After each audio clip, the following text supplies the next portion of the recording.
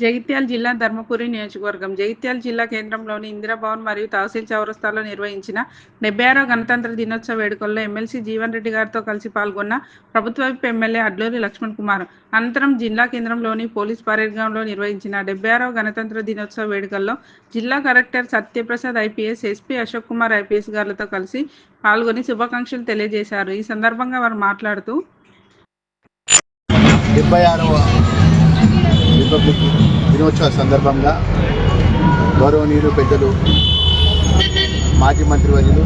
శాసన మండలి సభ్యులు, జిల్లా కాంగ్రెస్ పార్టీ ఆధ్వర్యంలో కూడా ఘనంగా రిపబ్లిక్ దినోత్సవ సందర్భంగా దేశం కోసమే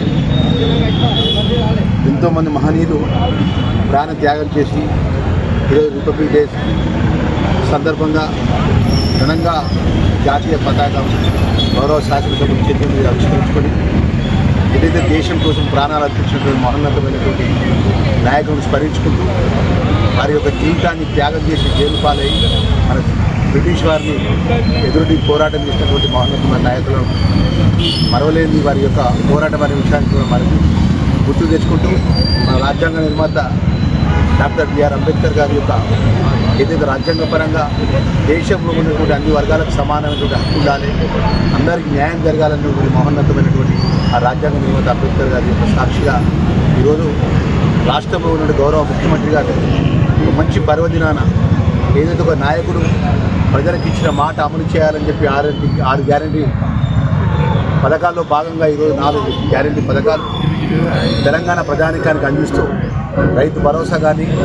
ఇంద్రమ్మ ఆత్మీయ భరోసా కానీ, ఇంద్రమ్మ ఇల్లు కానీ, రేషన్ కార్డు కానీ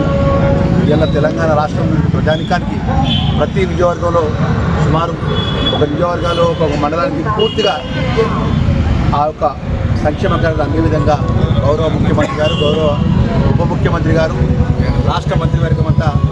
మరి ఇచ్చిన మాటను ప్రజలకు ఇచ్చిన మాట అమలు చేసినందుకు జగిత్యాల జిల్లా కాంగ్రెస్ పార్టీ పక్షాన పెద్దలు జీవన్ రెడ్డి గారి పక్షాన మనస్ఫూర్తిగా ప్రభుత్వానికి, ముఖ్యమంత్రి గారికి